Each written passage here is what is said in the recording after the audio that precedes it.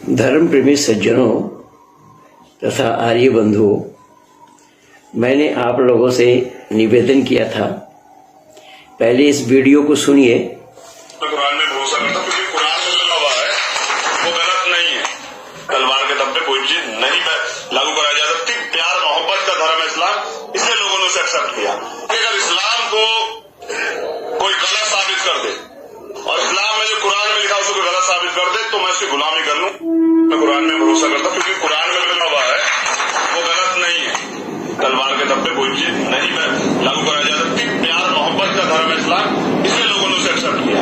अगर इस्लाम को कोई गलत साबित कर दे और इस्लाम में जो कुरान में लिखा उसको गलत साबित कर दे तो मैं उसकी गुलामी कर लूं। मैं कुरान में भरोसा करता क्योंकि कुरान में लिखा हुआ है वो गलत नहीं है। तलवार के दम पे कोई चीज नहीं है। सुन लिया आप लोगों ने। ये हैं चंद्रशेखर, जो पिछले दिन शाहीन बाग में गया था और जामा मस्जिद में भी गया था, जो पकड़ा गया और जेल में भी रहा। इसने कहा है कि कुरान में कोई गलत चीज नहीं है, प्यार मोहब्बत का धर्म है इस्लाम, और वो तलवार के बल पे नहीं फैला है, प्यार मोहब्बत के बल पे फैला है। प्यार मोहब्बत का धर्म है। कुरान में कोई गलत सिद्ध कर दे तो मैं उसका गुलाम बन जाऊंगा, उसके गुलामी करने के लिए मैं तैयार हूं, ये कहा उन्होंने। तो आइए, मैं ज्यादा तो नहीं, 2-4 प्रमाण मैं यहां पर आप लोगों के सामने रख रहा हूं, जो ये साहिबान कह रहे हैं कि कुरान में कोई गलत बात नहीं है। तो कुरान में अल्लाह ताला ने जिक्र फरमाया है कि वल्लाहु खलक कुल्ल दाब्बतिन माइन फमिनहुम मन यमशी अला बतनिही वमिनहुम मन यमशी अला रिजलैनि वमिनहुम मन यमशी अला अरबाइन यखलुकुल्लाहु मा यशाउ इन्नल्लाह अला कुल्लि शैइन कदीर। यह सूरा नंबर 24 आयत नंबर 45 में है। क्या है इसका अर्थ? मौलाना फारूक खान ने इसका अर्थ किया है, और खुदा ही ने तमाम जमीन पर चलने वाले जानवरों को पानी से पैदा किया। दुनिया वालों, जरा गौर से सुनना, कुरान में अल्लाह ने क्या कहा। दुनिया में जमीन पर चलने वालों को अल्लाह ने पानी से पैदा किया। तो जमीन पर चलने वालों जानवरों को, इंसान को नहीं, इंसान जमीन पर नहीं चलते हैं, शायद आसमान पे उड़ते होंगे। तो जमीन पर चलने वाले जितने भी हैं, गाय भैंस बैल खच्चर गधा घोड़ा, ये जितने भी हैं जमीन पर चलने वाले, सबको अल्लाह ने पानी से पैदा किया। उनमें से बाज तो ऐसे हैं कि अपने पेट के बल चलते हैं, यानी सांप के लिए बताया, और बाज उनमें से ऐसे हैं दो पांव पर चलते हैं, और बाज उसमें से ऐसे हैं जो चार पांव पर चलते हैं। खुदा जो चाहता है पैदा करता है, उसमें शक नहीं कि खुदा हर चीज पर कादिर है। खुदा कादिर मुतलक है, इसलिए वह हर चीज पर कादिर है, और हर चीज पर कादिर होने के कारण खुदा जो चाहता है सो करता है। अच्छा बंधु, जरा विचार करके बतलाना, खुदा जो चाहता है सो करता है, ये 1-2 जगह नहीं है, कुरान में अनेक बार अनेक जगह ये बात बताई गई है। मैं पूछना चाहता हूं इस चंद्रशेखर से कि जमीन में चलने वाले सभी जानवरों को पानी से पैदा किया, तुम मानते हो? चंद्रशेखर, तुम्हारा कहना है कि कुरान में कोई गलत प्रमाण कर दे तो मैं उसके गुलामी करने के लिए तैयार हूं। मैंने तुमसे पूछा कि जमीन पर चलने वाले, उसमें 2 पैर वाले भी हैं और 4 पैर वाले भी हैं, जिनकी चर्चा अल्लाह ने कुरान में खुद की है। और मैं पूछता हूं, क्या ये जितने भी जंतु हैं, जानवर हैं, वो सब पानी से पैदा हुए? ये कौन सा विज्ञान है अल्लाह का? ये विज्ञान है या अवैज्ञानिक बातें हैं? और फिर अल्लाह ये भी कह रहे हैं, वमा तशाऊना इल्ला अन यशा अल्लाह इन्नल्लाह कान अलीमन हकीमा। और जब तक खुदा को मंजूर न हो तुम लोग कुछ भी चाह कर नहीं कर सकते हो। खुदा को मंजूर जब तक ना हो तुम लोग चाह कर कुछ भी नहीं कर सकते हो, क्योंकि वो खुदा ही सर्वशक्तिमान है, खुदा ही वाकिफकार है। तो अगर प्रधानमंत्री नरेंद्र भाई मोदी बने हैं तो खुदा की मर्जी है या नहीं है? खुदा ने चाहा कि नहीं चाहा? पाकिस्तान में जो भारत के सैनिकों द्वारा स्ट्राइक किया गया वो उसको खुदा ने चाहा कि नहीं चाहा? ये इस तरीके की जो बातें हैं, क्या इससे आप सहमत हैं? अल्लाह ने किस प्रकार बेतुकी बातें की हैं। ज़ालिका आलिमुल गैब व शहादती अजीजुर रहीम। वही है हर छुपे और खुले का जानने वाला, प्रभुत्वशाली और दयावान है। अल्लाह अगर दयावान है तो जिन पशुओं के गले में छुरी चलाया जा रहा है उन पशुओं पर अल्लाह दया किए क्या? अल्लज़ी अहसना कुल्ल शैइन खल्क़हु व बरा खल्क़ल इंसाना मिन तीन। जो चीज भी उसने बनाई खूब ही बनाई। उसने आसमान के सृजन का आरंभ गारे से किया। उसने इंसान का सृजन खलक़ल इंसान मिन तीन, यहाँ शब्द आया है कि ये इंसान के सृजन अल्लाह ने गारे से किया है। और आगे फिर क्या बताया देखिए, सुम्मा जअला नंसरहु मिन सलसालिम मिन माइम मुहीन। फिर उसकी नस्ल एक सत से चलाई जो तुच्छ पानी की तरह है, यानी पुरुष के वीर्य के लिए बताया गया, यहाँ पर तुच्छ पानी के लिए है। आगे क्या बताइए, सुम्मस्तवा व नफ़ख़ा फ़ीहि मिन रूही वजअला लकुम समीअन व अबसारा अफ्तार कलीलम मा तशकुरून। फिर उसने नक्शिक से ठीक किया और उसके भीतर अपनी रूह फूंक दी। उसके भीतर अपनी रूह फूंक दी। ये मरियम के लिए कहा है, जो मरियम कुमारी अवस्था में गर्भवती हुई उसके लिए बताया है कि उसके भीतर अपनी रूह फूंक दी और उसको कान दिया, आंख दी और तुमको दिल दिया। तुम लोग कम ही कृतज्ञता दिखाते हो उस अल्लाह का। और ये लोग कहते हैं कि जब हम मिट्टी में रल मिल जाएंगे तो फिर से हम कैसा जिंदा होंगे। ये जो अल्लाह से पूछा, सवाल किया कि हम मिट्टी कलीला मा तशकुरून, अगर हम मिट्टी में रल मिल जाएंगे दफनाने के बाद फिर हम कैसे बनाए जाएंगे। तो उसके लिए अल्लाह ने बोला मैं तो जो चाहूंगा वो कर दूंगा, बना दूंगा। पर अल्लाह तो बनाएंगे, लेकिन अल्लाह को ये मालूम नहीं है कि रूह की मौत नहीं है, रूह मरती नहीं, आत्मा कभी नहीं मरती है। Soul is not deathable never. ये बड़े बड़े फिजिशियनों ने भी माना है कि आत्मा की मृत्यु नहीं होती। जब आत्मा की मृत्यु नहीं है, और गीता में भी उसका उपदेश आया है कि वह आत्मा उसको आग जला नहीं सकती, हवा उड़ा नहीं सकती और पानी बहा नहीं सकती, आदि आदि ये सब आया है गीता के अंदर में। तो जब वो मिट्टी में जब कब्र में दफना दिया गया और कब्र ये मुर्दा मिट्टी में रल गया तो उसको बनाएंगे कैसे? तो वही शरीर उठाएंगे। अल्लाह यहाँ बताया गया है कि वही शरीर उठाया जाएगा। लेकिन शरीर तो वही उठाया जाएगा जो मिट्टी में दफनाया गया था, पर उसकी रूह कहाँ है? वो रूह किस जगह रखा है वो मरने के बाद? क्योंकि शरीर में आत्मा रहने का नाम जिंदा और निकल जाने का नाम मुर्दा। तो भाई चंद्रशेखर जी आप बताओ बराए मेहरबानी, तुमने इस्लाम को स्वीकार किया और इस्लाम के लिए तुम इतनी तारीफ बांध रहे हो, और जिसमें मैं आया आंख खुलते ही मैं उसी में आया और इसी चीज को मैंने बहुत नजदीक से जाना, परखा और इसकी पढ़ाई की। तो मैं ये सवाल कर रहा हूं इसमें कौन सा विज्ञान छुपी हुई है, कौन सी विज्ञान की बात है कि ठीक है ये शरीर कब्र में गया, मिट्टी में रल मिल गया, लेकिन वो रूह कहां है? रूह को अल्लाह कहां रखे जो रूह उसी शरीर में डाल देंगे? ये कहां आया है इसका? काश तुम देखो ये समय और अपराधी सिर झुकाए अपने उसके सामने खड़े हैं। यहां अल्लाह उसको सलाम करेंगे, अल्लाह उन जन्नतियों को सलाम करेंगे।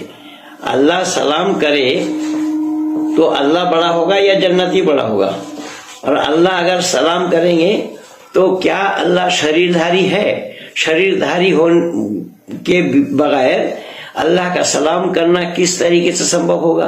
तो अल्लाह ने यहाँ क्या बताया कि मरियम के अंदर में वल्लती अहसनत फरजहा फनफखना फीहा मिन रूहिना वजअलना वब्ना आयतन लिल आलमीन। सूरह अंबिया आयत नंबर 91 में आया है कि अल्लाह ताला ने उसके अंदर में रूह फूंक दी और मरियम गर्भवती हो गई। और वो मरियम नहाते समय फरिश्ते ने जा करके वहां पर सूचना दी, लेकिन अल्लाह को ये पता नहीं कि फरिश्ता कब भेजना चाहिए। मरियम स्नान कर रही थी और मरियम कह रही इस बात को कि भाई हमें क्यों इस तरीके से संदेह के दायरे में देख रहे हो? और हम तो कुंवारी हैं, कुंवारी अवस्था में क्या उन लोगों ने इंसान गौर नहीं किया कि खुदा ही जिसको रोजी चाहता है देता है?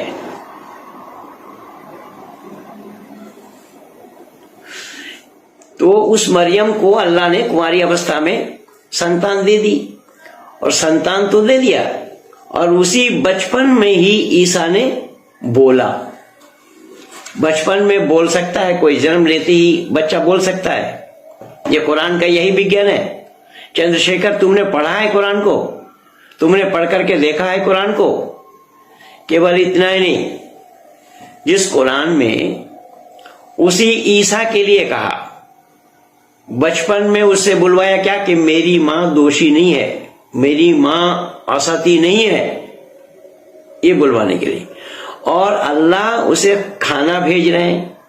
अल्लाह उसी ईसा के अंदर में वो खूबी दे दी जो मुर्दा को जिंदा करे। मुर्दा को जिंदा करना ये इंसान का काम होगा? ये विज्ञान है, विज्ञान सम्मत है, ये विज्ञान विरुद्ध है। फिर मिट्टी का चिड़िया बना करके उसको उड़ा देना, कोड़ियों को ठीक कर देना, ये एक आदमी में ये अल्लाह शक्ति दे दे तो अल्लाह पक्षपाती नहीं है क्या? अल्लाह दुनिया के लिए है या एक वर्ग विशेष के लिए, व्यक्ति विशेष के लिए है? अब इब्राहिम ने मूर्ति तोड़ी, उस समय मूर्ति लोग पूजते थे, और इब्राहिम के काल में वो क्या क्या घटना घटी है जरा कुरान खोल करके देख लो। सूरह यूसुफ को देख लो, दास्तान यूसुफ। यूसुफ दोषी है या नहीं? अल्लाह गवाही दे रहे हैं कि उसके पीछे से कुर्ता फटा होगा तो यूसुफ दोषी नहीं, अगर सामने से कुर्ता फटा होगा तो यूसुफ दोषी है। कोई आदमी गलत काम करे, पैगंबर गलत काम करे या ना करे, इसके लिए अल्लाह को गवाही देना होगा। केवल इतना ही नहीं, उस दास्तान यूसुफ को पढ़ो, जिसे सूरह यूसुफ 111 आयत है कुरान के अंदर में।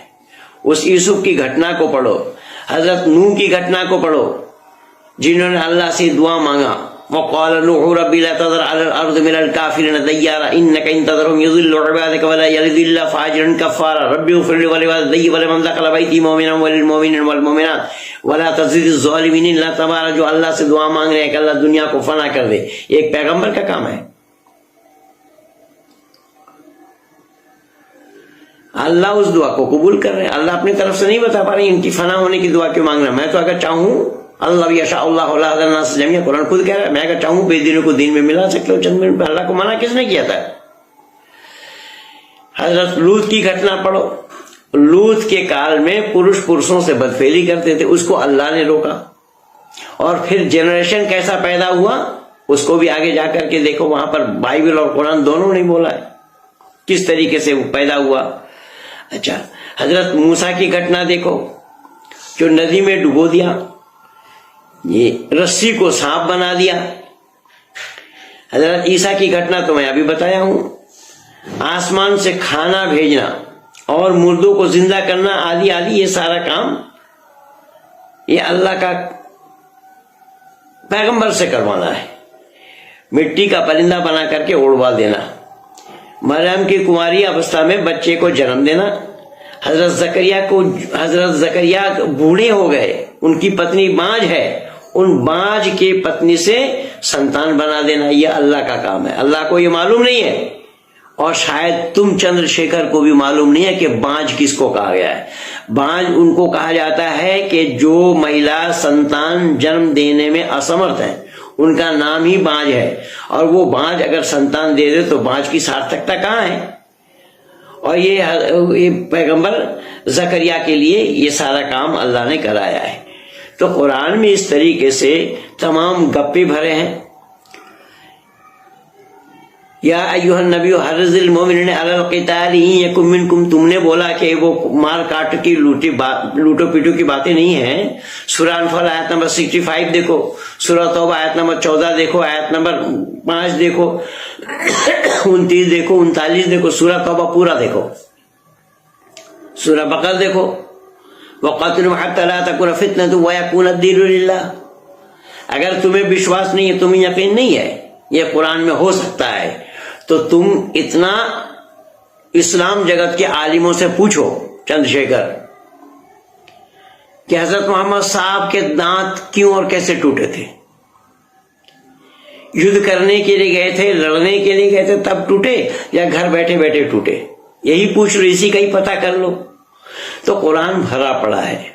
मैं बहुत सारा वीडियो बना बना करके अब तक दे चुका हूं, और तुमने वादा किया है कि कुरान पर जो कुरान को गलत सिद्ध करे उसका तुम गुलाम बन जाओगे। और ये मैं गलत सिद्ध किया हूं, करता आया हूं। मैंने केवल 2 टुक इस्लाम वालों से कहा कि कुरान को कोई कलामुल्लाह सिद्ध करे, और तुम इस्लाम के ठेकेदार हो, इस्लाम का ठेका तुमने लिया है, तो आओ सामने आकर के डिबेट करो कि कुरान को कलामुल्लाह सिद्ध करके दिखाओ, तो मैं तुम्हारा हो जाऊंगा, मैं भी तुम्हारा साथी बन जाऊंगा। और सिद्ध न करने की दशा में तुम्हारे साथ जितने भी होंगे सांगो पांग, सबको वैदिक धर्मी बनना पड़ेगा। ये मेरी खुली चुनौती है। आओ चंद्रशेखर, अगर तुम वादे के पक्के हो और अपना सही अर्थों में तुम्हारा वादा पक्का है, बाप के बेटे हो, तो आओ सामने आकर के डिबेट करो, कुरान को कलामुल्लाह सिद्ध करके दिखाओ, तो सच्चाई का पता दुनिया वालों को भी लगे। ये 2 टुक में मैं तुम्हें ये बात बताना उचित समझा। जैसा कि तुमने बोला है, तुम्हें कुरान का का नहीं मालूम, तुम जानते ही नहीं हो, तुम हिंदू घराने में जन्म लेकर के कुरान को क्या जानोगे। 4 दिन में कोई इस्लाम का जानकार बन जाएगा या बन जाता है। आओ मेरे सामने आओ, और जिसको चाहो उसको ले आओ, चाहे दारुल उलूम से ले आओ, मुजाहिरुल उलूम से ले आओ, तुम तो उधर के ही हो, पश्चिमी उत्तर प्रदेश के। आओ, जिसको चाहो उसको ले आओ। तुम भीम आर्मी जो चिल्ला रहे हो, इस्लाम वालों से पूछो कि इस्लाम में भीम आर्मी के लिए भी कोई जगह है क्या, वहां भीम शब्द के लिए कोई जगह है क्या इस्लाम में, पहले उनसे पूछो, और पूछ करके तब मैदान में कूदो, बकवास न करो। तुम उस दिन जामे मस्जिद में जा करके, शाहीन बाग के बाद तुम जामे मस्जिद में गए, उस दिन तुम्हें अरेस्ट कर लिया गया था। अब पता नहीं ये वीडियो तुम्हारा पहले का है या बाद का है, तुम अभी जेल में हो या छुट करके आए हो, ये भी मुझे जानकारी नहीं है। और आज तो लोकसभा में माननीय गृह मंत्री जी ने साफ साफ शब्दों में कह दिया है कि दोषी जो है उनको बख्शा नहीं जाएगा। और कल भी मैं बोला था, फिर आज बोल रहा हूं, अगर अनुराग ठाकुर ने बोला कि देश के गद्दारों को गोली मारो सालों को, तो इसमें गलत क्या था। देश के साथ गद्दारी करेंगे वो गोली खाने के हकदार नहीं होंगे क्या, इसमें गलत क्या बोला, और बोला क्यों गया उसका कारण तो ढूंढो। ये काम तो शुरू हुआ था जामे, उसमें क्या नाम है, जेएनयू से। तो जेएनयू में क्या क्या नारा लगाया गया था, उस पर ये जवाब देने वाले भी नहीं कहते, और ना एंकर कोई पूछता है। उनसे पहले पूछा जाए कि भाई ये बात चली कहां से थी, उन्होंने क्या क्या बोला था, जिसके एवज में इनको बोलना पड़ा।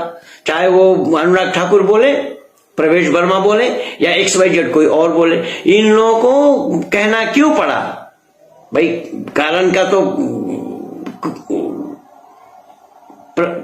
क्रिया का प्रतिक्रिया तो होना ही है। तो तुम पहले बोलोगे, तुम दोषी नहीं हो। अनुराग ठाकुर ने क्यों बोला, अनुराग ठाकुर ने क्यों बोला? भाई अनुराग ठाकुर को तुमने बोलने के लिए मजबूर किया है, तुमने बाध्य किया है।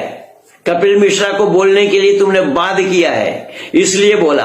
और तुम्हारे अब्बा लोग जो बोल रहे हैं, क्या वारिस पठान ने सही बोला? क्या असदुद्दीन ओवैसी ने सही बोला? कि आपके ये एमएलए जो बोला है शाहीन बाग में, वो सही बोला? क्या तुम्हारा शर्जील इमाम ने सही बोला? उन पर क्यों नहीं बोल रहे हो? शर्जील इमाम भारत का टुकड़ा करना चाह रहा है, भारत का आसाम को काट करके भारत से निकालना चाहेगा, और उसको गोली मारो नहीं बोलेंगे तो उसको क्या देंगे? दुआ देंगे? अरे जाहिलो, तुम लोग पढ़े लिखे हो कि नहीं हो? आओ चंद्रशेखर, मैं ये चुनौती तुम्हें दे रहा हूं। अगर सच्चाई तुम जानते हो, सच्चाई है तुम्हारे पास, जिनको चाहो उनको साथ लेकर के आओ। महेंद्रपाल आर्य की ये खुली चुनौती है कि कुरान को कलामुल्लाह सिद्ध करो, ईश्वर और अल्लाह दोनों नाम एक है ये सिद्ध करो, इस्लाम को धर्म सिद्ध करके दिखाओ, इस्लाम में मानवता कहां है ये सिद्ध करो। ये 4 सवाल मेरा है। पहले बहुत बार बोला हूं, आज भी बोल रहा हूं, और आज विशेष करके ये भिमटे को बोल रहा हूं मैं। ये भिमटा भिमटा भिमटा जो धर्म का धार नहीं जानता है, बकवास करने के लिए आए।